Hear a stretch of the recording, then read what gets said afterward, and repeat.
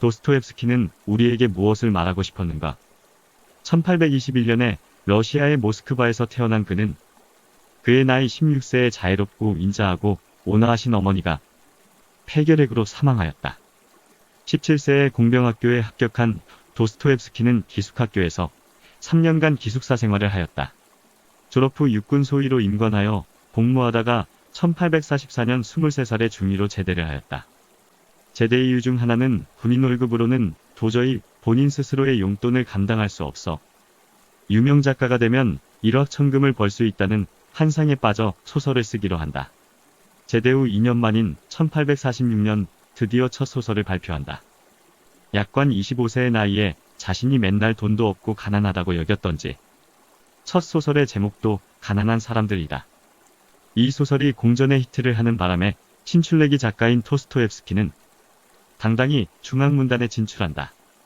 그러면서 교제의 범위를 넓혀가던 중 1849년 그의 나이 28세에 미하일 페트라세프스키 등 젊은 지식층들을 만나 공상적 사회주의를 신봉하는 정치 모임에 참여하였는데 당시 러시아 황제인 니콜라이 1세가 그 모임 전체를 반국가단체로 규정하고 전원 구속하여 사형을 선고하였던 것이다.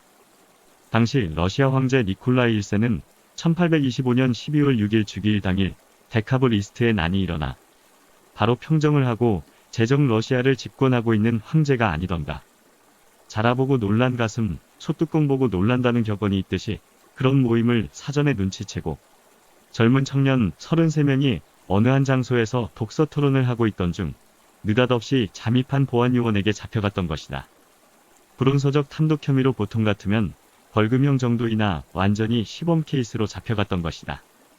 전원 다 사형이 선고되고 사형 집행날 사형대에선 33명의 젊은이들이 사형대에 묶여서 집행하기 5분 전 기마병이 나타나 황제의 명이라고 사형 집행 중지 명령을 극적으로 내렸던 것이다. 당시 사형대에 묶여지고 불과 5분 후에 총사령이 집행될 상황에서 도스토옙스키는 순간 뇌리에 이런 영상이 스쳐갔다고 얘기한다. 만일 내가 죽지 않는다면 나의 삶은 끊임없는 영원처럼 느껴지게 살 것이며 1분을 100년같이 아끼며 쓰며 살리라. 우연히 내가 살아남는다면 인생의 단 1초도 소홀하게 쓰지 않을 텐데 하며 말이다. 완전히 만화에서나 볼 수 있는 장면들이 연출된 것이다. 니콜라이 1세 황제의 겁주기식 공포정치의 일환이었던 것이었다. 그래도 그렇지 사람의 목숨을 담보로 공포정치를 하는 일이 그 당시에는 횡행하였나 보다. 그리하여 도스토옙스키도 사형집행이 중지되고 형이 감형되어 시베리아로 유영을 가게 되었다. 꼭 데카브리스트 주인공들처럼 말이다. 일설에 의하면 당시 사형대에 묶여서 총사령이 집행되기 5분 전에 풀려난 어떤 젊은이는 너무 놀라 며칠 만에 머리털이 백발로 변한 사람도 있다고 전해진다. 아무튼 이 사건의 당사자인 도스토옙스키도 그의 작품 세계에 크나큰 영향을 미쳤다. 삶과 죽음, 극한 상황에서의 인간 심리 등 인간 생존에 관한 탐구적인 내용들이 그의 작품 속에 녹아들어가 있는 것이 사실이다. 그는 이날 이후 죽는 날까지 마치 지금 쓰는 한 페이지가 마지막 페이지가 될 것처럼 열정을 다해 집필을 하였던 것이다. 또한 글을 쓰지 않을 때는 혼자 소설 플롯을 구상하며 중얼중얼거리며 다녔다고 한다. 그래서 그런지 그의 작품들은 극도로 세밀하고 집념이 느껴지는 묘사가 많다. 한편 1861년 40살 때 형과 함께 시대라는 잡지도 발간하여 학대받는 사람들 시베리아 감옥소의 생활을 담은 소설 죽음의 집 기록을 발표하여 큰 인기를 얻었으나 다음에 정부 당국에 의해 불온서적으로 몰려 발매 금지를 당하기도 하였다. 그리고 3년 후 다시 형과 함께 새로운 잡지 3기를 창간하였으나 실패하여 큰 빚을 지게 되었고 마침 의지하던 형마저 세상을 떠나고 형의 빚마저 고스란히 떠안게 되어 본의 아니게 돈방석이 아니라 빚방석에 앉게 되었던 것이다. 요즘 같아서는 형 빚은 형의 빚이니 나 몰라라 했을 텐데 착한 도스토옙스키는 군말 없이 그 빚을 떠맡았던 모양이다. 1865년 44살 때 형이 사망한 후 형한테 물려받은 빚 3,000루블을 당장 갚아야 할 처지에 놓였다. 채권자들이 맨날 찾아와 감옥에 쳐넣겠다고 난리를 부린 모양이다. 하는 수 없이 울며 겨자 먹기로 악덕 출판업자로 그 바닥에 소문이 난 스텔롭스키와 계약을 맺었다. 새로운 장편 소설을 1866년 11월 1일까지 써주기로 하고 3,000루블을 선불로 받았다. 만일 그때까지 집필을 마치지 못하면 향후 9년간 작가가 쓰는 모든 책의 판권을 인쇄 지불 없이 출판사가 갖는다는 조건이었다. 완전 노예계약이었다. 그래도 할 수 없이 도장을 찍었던 것이다. 도스토옙스키는 선불로 받은 돈 3,000루블을 빚갚는데 다 써버리고 일부 나머지 돈은 도박으로 다 날려버리고 시름시름 앓고 있었다. 새로운 소설 집필은 엄두도 못 내고 한 줄도 안 쓴 상태에서 날짜만 할 일 없이 지나가고 있었던 것이다. 이런 소식을 들은 친한 러시아 문우 중의 한 명인 밀류코프가 친구들을 소집했다. 친구들끼리 한 챕터씩 맡기로 하고 최종 감수는 도스토옙스키가 하면 11월 1일 마감일까지 겨우 끝낼 수 있을 것 같았다. 그러나 이 제안마저도 도스토옙스키는 거절을 했다. 왜냐하면 다른 사람이 쓴 글을 내 이름으로 낼 수는 없다는 것이었다. 마감일까지 30일 남았는데 완전히 진퇴양난이었다. 속이 탄 밀류코프는 도스토옙스키에게 속기사 고용을 제의하였다. 당시 유명한 오린 교수의 수제자인 안나 스니트키나 양을 발탁하여 원고 마감 작업에 엑스맨으로 투입시켰던 것이다. 이때 도스토옙스키의 나이는 46살, 안나 스니트키나의 나이는 21살이었다. 한 사람은 구술하고 또 한 젊은 여자는 옆에서 타이핑하고 전쟁을 치르듯 소설을 써 내려갔던 것이다. 마감 11월 1일인데 드디어 마지막 구술 작업과 타이핑을 10월 29일 날 마무리하였던 것이다. 단편소설도 아니고 장편소설을 26일 만에 완성을 하였던 것이다. 바로 소설 제목은 도박꾼이다. 도스토옙스키의 실전 경험이 스며들어간 소설이면서 도박꾼의 심리가 적나라하게 묘사된 자전적 소설이니 얼마나 아이러니한가. 드디어 마감날에 원고를 들고 출판사를 찾아갔더니 사장은 없고 여직원만 있더란다. 그 여직원 사장님의 지시가 없어 원고를 받지 못하겠다고 버티어서 할 수 없이 동네 파출소에 맡기러 갔는데 마침 거기도 담당자가 없어 밤 10시까지 기다렸다가 접수를 하였단다. 이거 오늘날 완전 악덕사채업자의 행태와 같다. 원금 갚으러 가보면 이자 받아먹으려고 요리조리 피하는 악덕사채업자이다. 이런 건 옛날이나 지금이나 똑같으니 실소를 금할 수 없다. 아무튼 소설 원고를 전달한 후 정확히 일주일 후 1866년 11월 8일 46살의 도스토옙스키는 21살의 안나 스니트키나 양에게 정식으로 청혼을 하였고 안나는 기다렸다는 듯 이를 승낙하고 시내 트로이츠키 성당에서 조촐한 결혼식을 올린다. 물론 도스토옙스키에게는 두 번째 결혼이지만 안나에게는 초혼이다. 이 결혼은 과정도 드라마틱하기도 해서인지 1981년에 영화 도스토옙스키 인생의 26일이라는 영화로 제작되기도 하였다. 그리고 이 영화는 1981년 베를린 국제영화제에서 은곰상을 수상하기도 했다. 아무튼 이 결혼은 도스토옙스키에게는 인생의 터닝포인트가 되는 결혼이었던 것이다. 안나와의 결혼은 그가 갈망했던 인생 최대의 행복이자 유일한 행복을 실현시켜 주었다. 결혼 4년 후에는 도박도 완전히 끊고 지병이었던 간질발작도 하지 않았고 창작에만 열중하였으며 돈 관리는 아내인 안나가 꼼꼼히 관리하여 빚을 조금씩 갚아가면서 생활의 파란 하늘이 보이기 시작했다. 결국 세상을 떠나기 2해 전 모든 빚을 청산하고 시골에 전원주택도 한 채 마련하기도 했다. 지금도 도스토옙스키의 모든 친필 원고에는 거의 다 아라비아 숫자가 적혀 있다고 한다. 바로 유필 원고에 쓰인 숫자는 남에게 줘야 할 이자, 원금 등을 빼곡히 적어 놓았던 것이다. 그래도 도스토옙스키는 원고를 쓸 때도 남에게 줄 돈이나 이자 등을 생각하며 글을 썼던 것인데 결혼 후 돈 관리는 안나가 하여 정신적으로 해방이 돼서 그런지 말년의 대작 소설인 까라마조프가의 형제들이 나오지 않았나 생각된다. 도스토옙스키가 1881년 60세를 일기로 사망하자 부인은 남은 37년의 세월을 오직 남편의 문학적 업적을 기리는 일에만 헌신을 다하였다고 한다. 그 결과 러시아 국립도서관 앞에 도스토옙스키 동상이 세워졌던 것이다. 짧은 14년 동안의 결혼 생활이었지만 바로 육체뿐만 아니라 영혼도 같이 결합하였던 부부가 아닌가 생각된다. 도스토옙스키는 살아생전에 그녀를 부를 때는 나의 천사, 나의 유일한 행복이자 기쁨이라 불렀고 나의 모든 미래이자 희망과 신념, 그리고 행복과 축복, 그 모든 것이라고 불렀다고 한다. 그녀 또한 남편을 향해 세상에서 가장 좋은 사람, 내 생애의 행복과 기쁨과 자랑이 되었던 사람, 나의 태양이여, 나의 신과 같은 그런 사람이라고 불렀다고 한다. 안나는 도스토옙스키 인생에서 만난 여성 중 가장 지혜롭고 현명한 여성이었다. 그녀는 자기보다 25살이나 많은 천재 작가를 단박에 휘어잡았던 것이다. 그에게 그녀는 마지막 사랑이자 궁극의 사랑이었던 것이다. 안나는 결코 남편의 일에 침범하지도 않았고 돈 같은 신경 쓰는 일에는 혼자 다 처리하며 꿋꿋하게 생활하면서 싫은 소리를 한마디도 내뱉지 않고 오직 남편의 집필 활동에 방해가 되지 않았던 것이다. 14년간의 결혼 생활 내내 우리 두 사람은 지상에서 가능한 최고의 행복을 누리며 살았다고 그녀는 회상한다. 그녀가 남편 생전에 속기로 써두었던 메모를 정리하여 그녀 사후 1923년의 회고록 회상이 세상에 나오기도 하였다. 우리말 번역본은 도스토옙스키와 함께한 나날들이다. 중국의 역사서 주역에서도 관계가 얼마나 중요하였던가. 부부 사이의 관계, 인간과 인간 사이의 관계. 즉 안남이 생과사를 만들어내고 국위와 빈천을 만들어내고 있지 않던가. 바로 그게 인간, 세상 아니던가. 즉 인생이란 것이다. 안나와의 결혼 후인 그해 1866년 소설 죄와 벌을 발표했고 명작 카라마조프가의 형제들은 1879년 그가 기력이 다해 이미 사물을 분간하지 못할 정도로 눈이 침침해져 있었을 때 도스토옙스키가 침대에 누워서 말하는 것을 듣고 부인인 안나 스니트키나가 구술을 받아 적어 완성한 소설이다.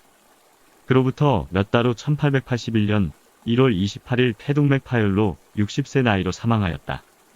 그는 임종 직전 아내에게 시베리아 형무소에서부터 간직해오던 성경책을 읽어 달라고 부탁했고 그날 밤 11시 성경책을 가슴에 안고 죽었던 것이다.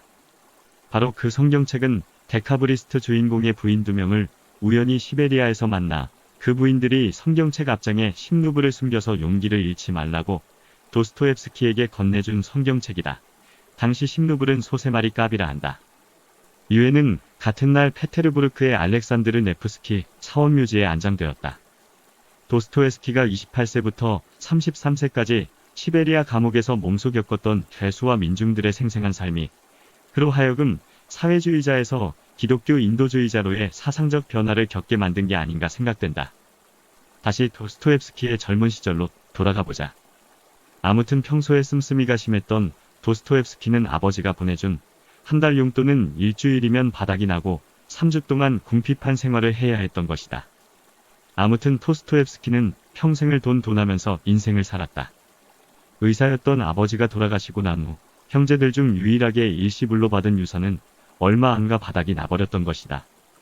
그래서 그는 인생의 첫 스타트부터 허리띠를 졸라내고 저축에 힘썼던 것이 아니라 원래의 타고난 습관을 유지하기 위하여 달랑펜 하나 들고 돈을 향한 고달픈 경주에 몸을 내던지고 말았다. 그는 날마다 줄기차게 써댔다. 단 한 푼의 원고료를 더 받으려고 벗어진 머리를 굴려대며 열심히 펜을 휘둘렀다.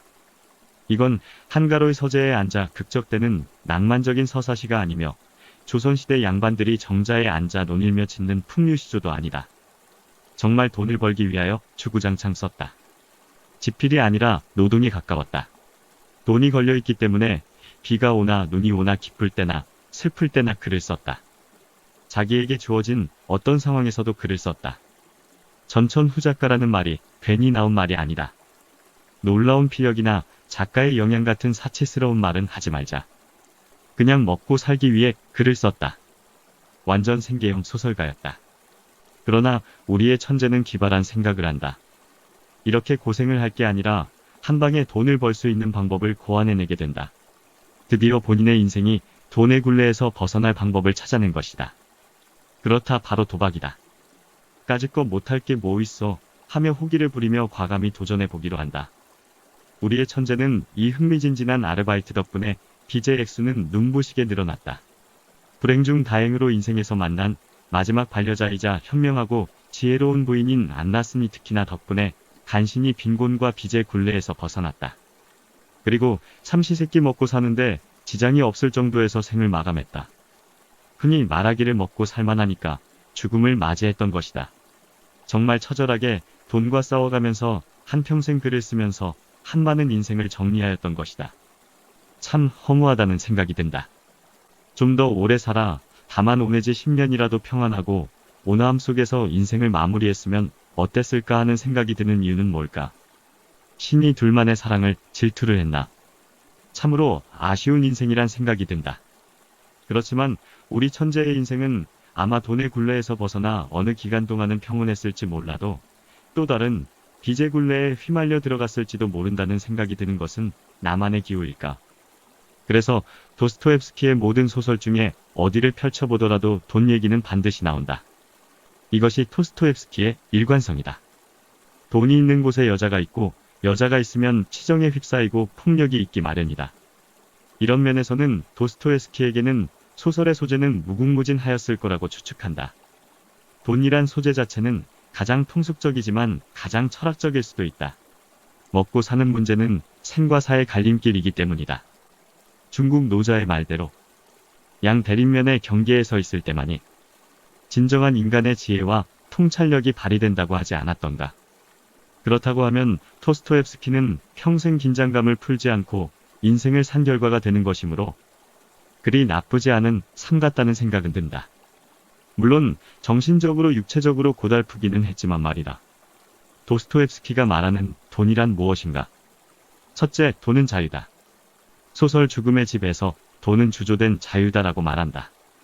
그래서 자유를 박탈당한 사람들에게는 돈이 10배나 더 소중한 것이다. 그렇다 돈은 자유다. 돈은 잘 먹고 잘 사는 삶을 제공해 주기에 앞서 심리적 육체적 자유를 보장해준다. 돈으로 고통당하는 사람들은 그 어떤 사회적 정치적 자유보다는 더 절실하게 돈의 자유를 추구한다. 도스토옙스키가 돈에 집착했던 근본적인 이유도 바로 이 자유를 향한 갈망이었을 것이다. 둘째, 돈은 시간이다. 사람들은 돈을 위해 자기의 노동력을 제공하고 다른 한편에서는 돈을 주고 노동력, 즉 시간을 산다. 시간이 누리는 자유의 양과 질은 인간 당사자가 가진 돈의 양에 비례한다. 그러므로 돈에 대한 추구는 보다 많고 보다 좋은 시간을 보내려는 인간의 욕구로 표현될 수 있다. 셋째, 돈은 인간관계의 기본적인 골이다. 도스토옙스키는 평생 동안 돈의 노이로제에 걸려 살았다고 해도 과언이 아니다. 그의 소설의 작중인물들은 돈을 통해 사랑과 증오와 우정과 동정심을 유발하고 돈 때문에 사람을 죽이고 결혼하고 헤어지고 궁극적으로 돈 때문에 서로를 이해하게 된다. 넷째, 돈은 힘이다. 돈은 많은 것들의 모두를 의미한다. 그의 소설 도박꾼에서 여주인공이 남자 주인공에게 왜 그렇게 돈이 필요하냐고 묻는다. 왜 돈이 필요하냐고 물으셨어요? 왜라뇨? 돈이 전부가 아닙니까? 이렇듯 도스토옙스키는 자본주의 사회에서 돈이 갖는 위력을 정확하게 집어냈다. 또한 이렇게 말한다. 나는 돈의 위력을 안다. 돈이 있으므로 타인을 지배하고 자신의 의지를 관철하고 세상을 변하게 한다. 그는 1860년대에 향후 20세기 미래에 일어날 미래사회의 생활상을 꿰뚫어 보았던 것이다. 황금만능주의 시대가 곧 도래하리라고 말이다. 그는 돈을 해부하고 돈의 심리학과 돈의 철학을 탐구했다. 도스토옙스키는 돈을 이해한 사람이었다.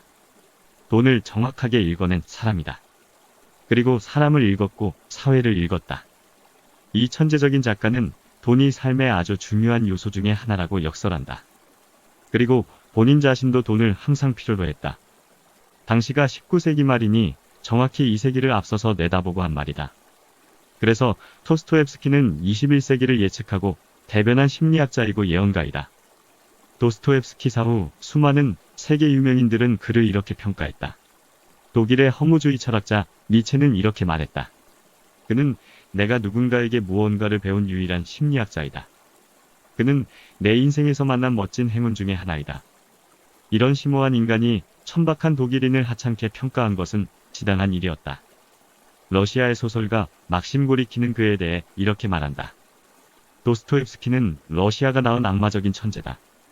독일의 정신분석학자이면서 철학가인 지그문트 프로이트는 이렇게 말한다. 그는 셰익스피어의 버금가는 자리를 차지한다. 소설 카라마조프가의 형제들은 지금까지 쓰여진 가장 장엄한 소설이고 그 중에서도 대신문관 이야기는 세계문학사의 압권이다. 좁은 문이 프랑스 작가 앙드레 지드는 이렇게 그를 평가한다. 톨스토이가 큰 산인 줄 알았는데 조금 물러나서 보니 그 뒤에 아스라이 뻗어있는 거대한 산맥이 있더라. 그 산맥의 이름은 도스토옙스키였다. 과학자 아인슈타인도 한마디 덧붙였다. 도스토옙스키는 그 어떤 과학자들보다도 심지어 수학자 가우스보다도 나에게 많은 것을 주었다. 이방인의 저자 알베르 까미는 또 이렇게 평가한다. 20세기에 대한 진정한 예언자는 칼막스가 아니라 도스토옙스키였다. 미국의 유명 수필가이면서 소설가인 커트 보니컷은 그의 소설에 대해 이렇게 말한다. 인생에 대해 알아야 할 것은 모두 카라마조프가의 형제들 안에 있다. 일본의 인기작가 무라카미 하루키는 이렇게 그를 평가한다. 소설가로서 궁극적으로 쓰고 싶은 것은 종합소설이다. 이를 정해 내리기는 어렵지만 도스토옙스키의 카라마조프가의 형제들이 그 예다. 마지막으로 독일의 시인이면서 소설가인 헤르만 헤세는 그의 소설 세계를 이렇게 평가한다.